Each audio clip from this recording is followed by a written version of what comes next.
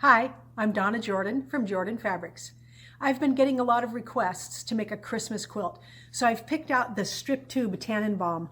This is from Cozy Quilt Designs. I love their patterns, and we're going to make a big 86-inch square quilt. So let's go over to the retail store next door and pick out some strip sets and some matching fabrics.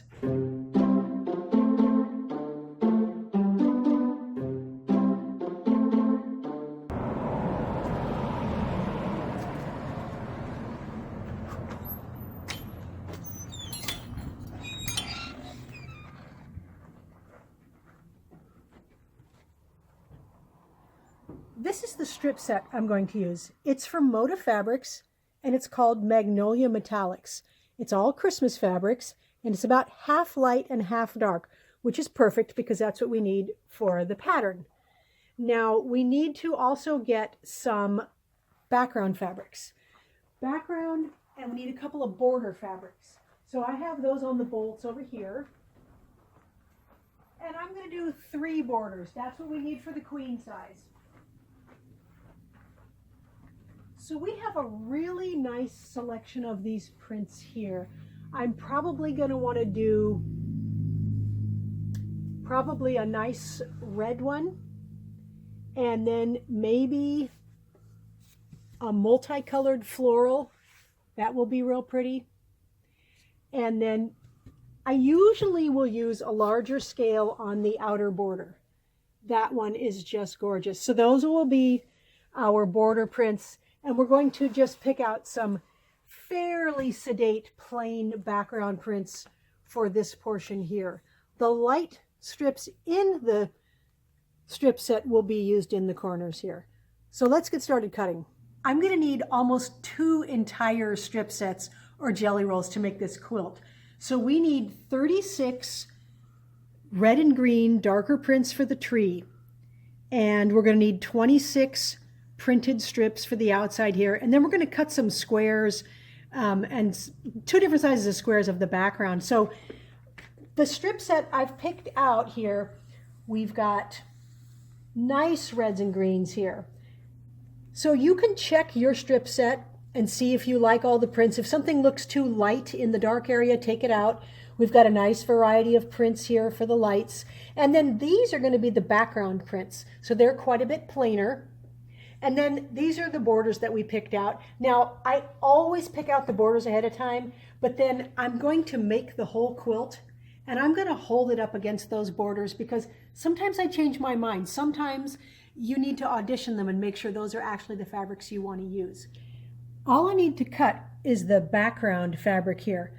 The pattern calls for 2 yards of one fabric to be used in all of these spots. I'm going to use 3 different background fabrics, but they're almost exactly the same color. So that's an option you have, is to use a variety of prints. So I'm going to get these cut up.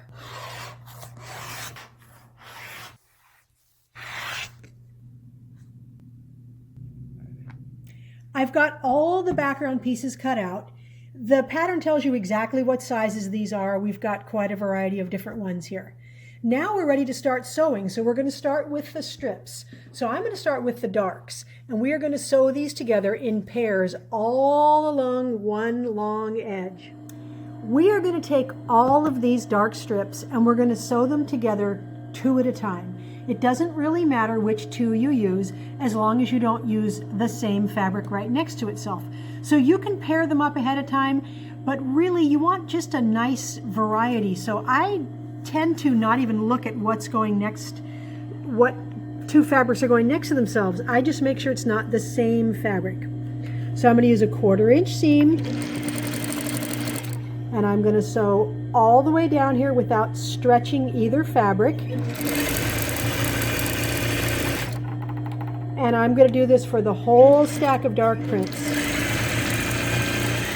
So I'm going to chain piece these. So I'm going to leave this on the machine, and I'm going to go right to the next 2 pieces, and I'm going to continue sewing till they're all gone.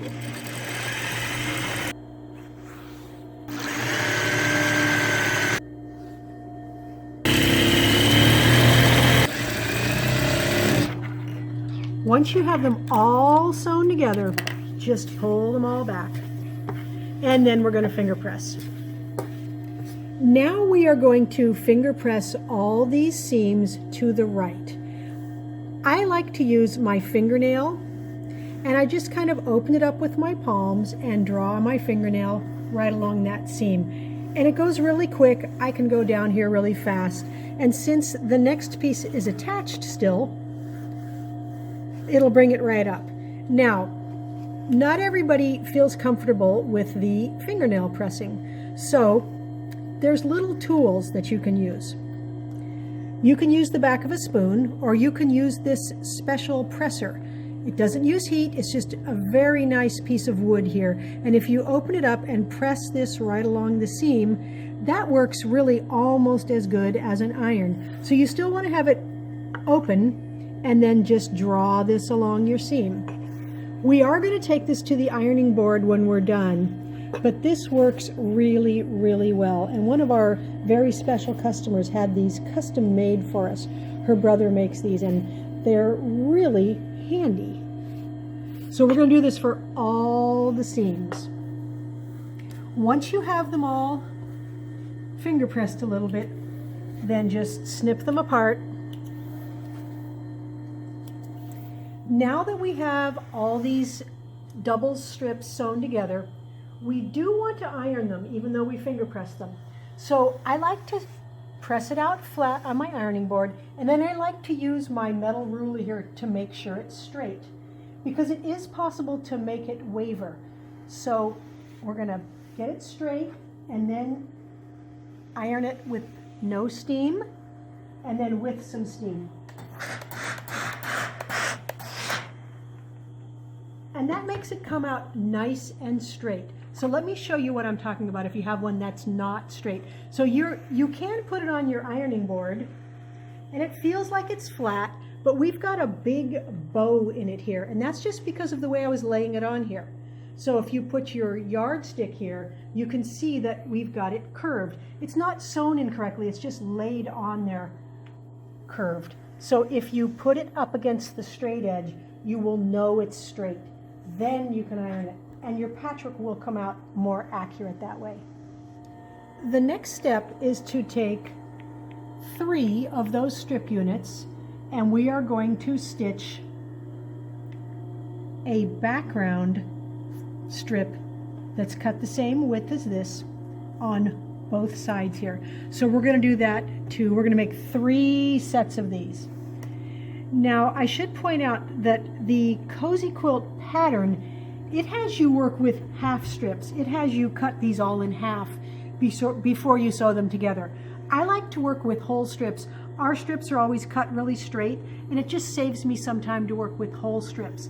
But if you read the pattern and it's talking about half strips, that's because it has you do this with 2 separate halves, but you'll come out with exactly the same number of blocks. So we're just going to line up both edges here, and we're going to stitch along both sides.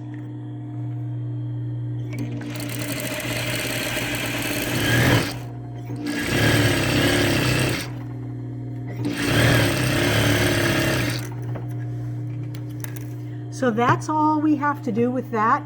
I am going to take it over to the ironing board and just press over my stitching lines to make sure it's laying really, really flat. And then we are ready to cut this up. The next step is to cut our strip tube, because see, it's a tube of strips, and we're going to cut that into squares, and I'm going to use the strip tube ruler. I really like the strip tube ruler. It's a very handy tool, and I don't buy a lot of different templates, but this one's really good. Now if you don't have this, the pattern does tell you how to complete your cutting without the strip tube ruler, but we're going to use this because it's really fast. So we're going to use the 4.5 inch line here, and we're going to put that line on our stitching line, not on the raw edge, on the stitching line. So the 4.5 is going to go right on the stitching line. And you want to make sure that you're past any selvages you have there, but we don't have a lot extra here, so I'm going to just double check the back. Yeah, we're okay. So I'm going to put this down here, and I'm just going to go ahead and make my first cut. Now I'm going to leave the template there, And I like to get a second straight edge. It doesn't really matter what you have.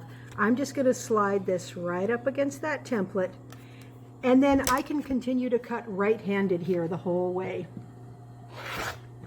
So this is the piece we want.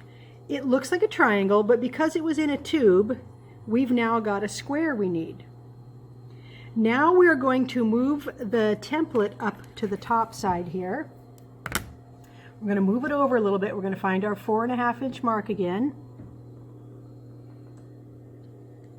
And we're going to make 2 more cuts, and we're going to keep moving this up and down all the way along this strip tube.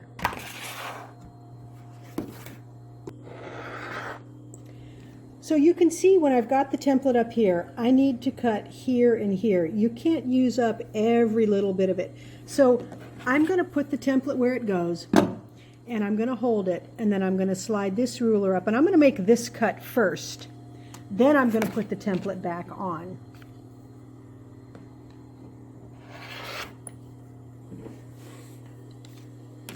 Now I'm going to put the template back on.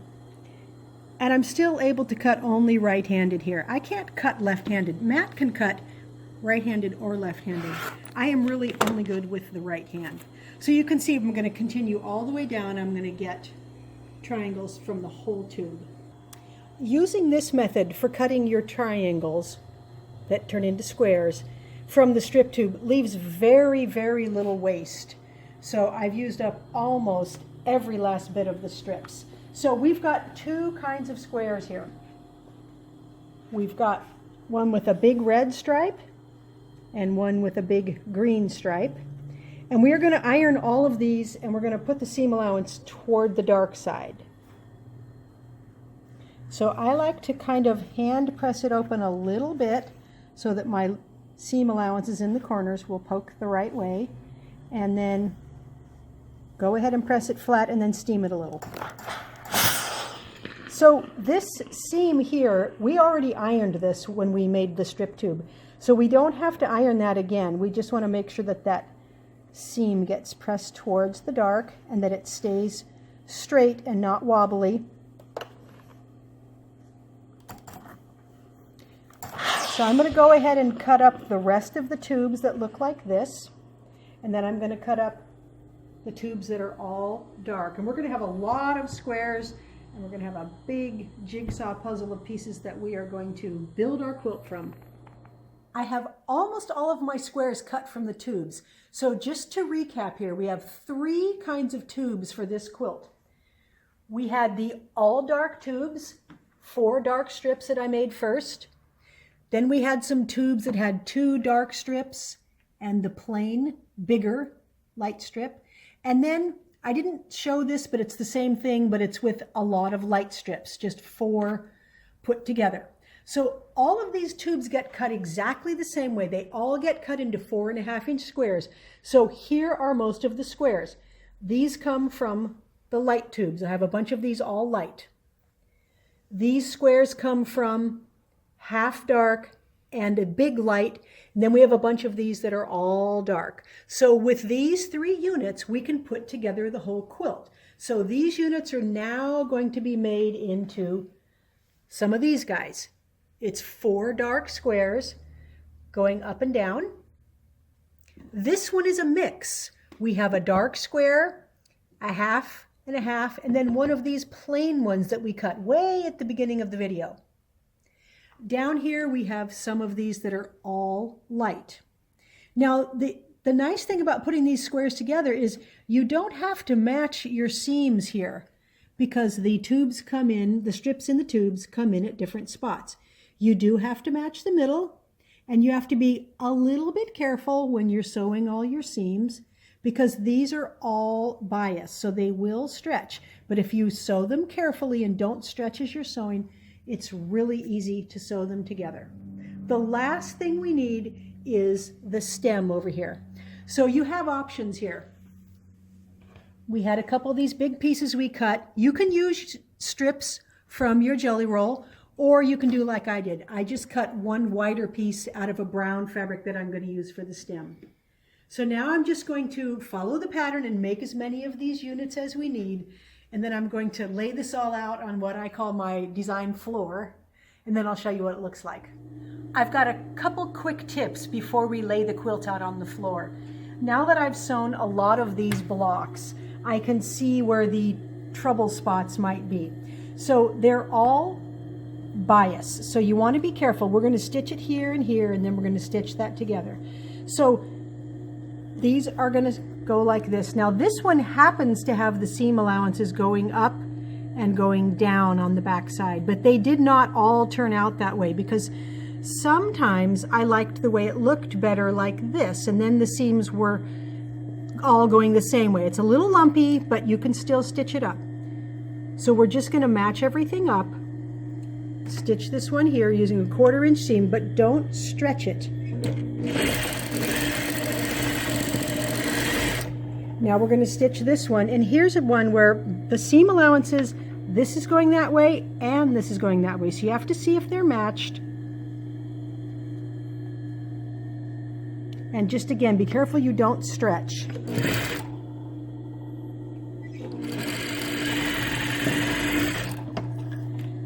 Now I'm going to leave these together, and I'm not going to finger press this hard because it will definitely stretch it. I'm just going to smash it a little bit right here.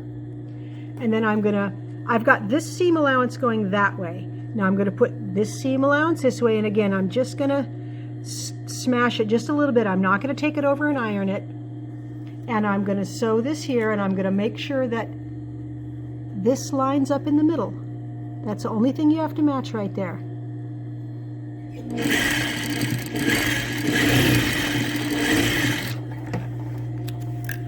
Now you'll notice that I have some dog ears here. You can trim those off if you want your blocks neater looking. I left some of them on and I trimmed some of them off. But let me show you how to iron this.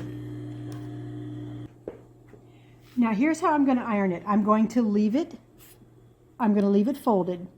That back seam allowance is going that way. So I'm going to kind of press it here and pull it this way to make sure that seam allowance lays flat.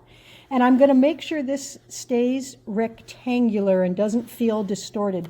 Then I'm going to iron this seam, and I'm going to steam it. So I want this to still look rectangular and not look distorted. Now I'm going to open it up. But you want to be careful not to pull anything. You can't treat this patchwork like regular patchwork. If I press it like this, it will stretch and it will distort. You can actually stretch it a little bit along its diagonals, and that works a little bit better. So I'm just going to ease it in place with my hands first. And then I'm going to pull it this way a little bit. And then along this diagonal here. That way it'll stay nice and square. If you start doing it this way and this way, it stretches and it gets worse and worse and worse the more you work with it. I've got everything laid out here, and I'm going to start putting it on the floor, my design floor, and I'm just going to follow the pattern here. So I'm going to start off with the tree parts. So I'm just going to take this down here, and I'm going to start at the bottom and work my way up.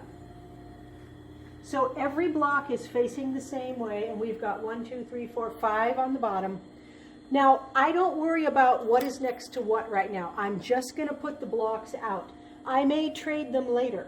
So we've got 5 blocks here, and we've got 4 blocks in the next row. So this is going to be moved over half a row. You can see how quick this goes once you've got these blocks made. Next row has 3. So again, we're moving in half a row.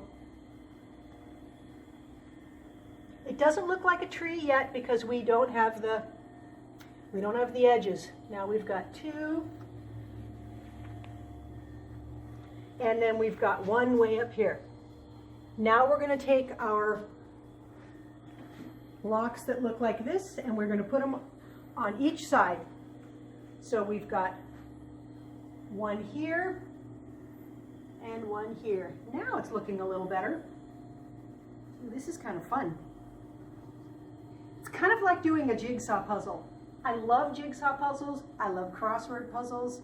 I like Jeopardy. So this is kind of fun for me. Now we're going to fill in with our background pieces. I've got the stem here. That's going to go right in the middle.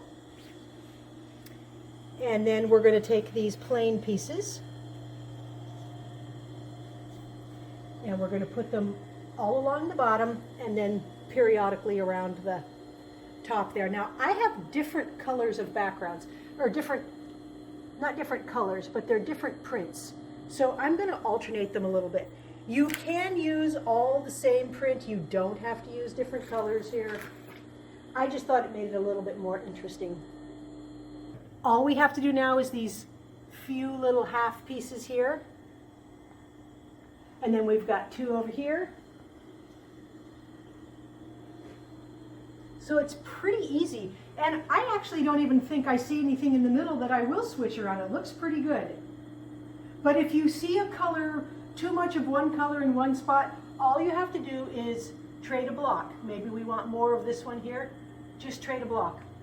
Won't hurt anything. But the colors blend really, really well. So now all we have to do is sew everything into rows and then sew all those rows together, put a little border on, and we'll be done. Here's the finished strip tube Tannenbaum quilt. It's a nice, big, bold tree, which I really like for a Christmas quilt. You could hang this up if you have a large wall area. You could put it on the back of your couch. It turned out 72 by 72 inches, which is a nice throw size. I quilted it in a swirling holly leaf pattern. So if you look closely, you can see the holly leaves and you can see some little berries. And I used a gold thread. I usually like to match the color of the light background because it doesn't take away from the pattern. And the gold accents these prints really well. The green and the red have a lot of gold in them, so the thread looks really good there. On the back side, I used one of the coordinating holly prints from the Magnolia Metallics line. These are almost all from the Magnolia Metallics collection from Moda. I just put one border on it, nice red binding, which really looks good. Now, when you're stitching your blocks together, and when you're stitching your rows together, you do have to be a little bit careful because they are all bias. So you don't want to stretch anything as you're sewing. But as long as you keep it really flat, and when you iron it, iron along the diagonal direction, the quilt will turn out really flat. Mine turned out really flat and I didn't have any trouble matching any of the points.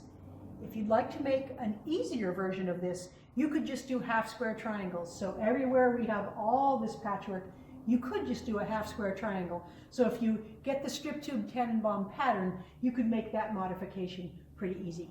Thanks for watching our tutorial today on the strip tube Tannenbaum.